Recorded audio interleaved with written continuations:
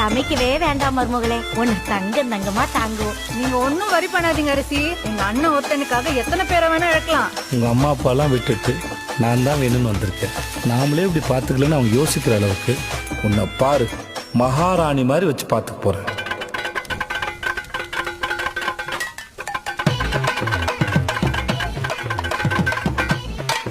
இதுதான் நீங்க மகாராணி மாதிரி பாத்துக்கிற லட்சணமா?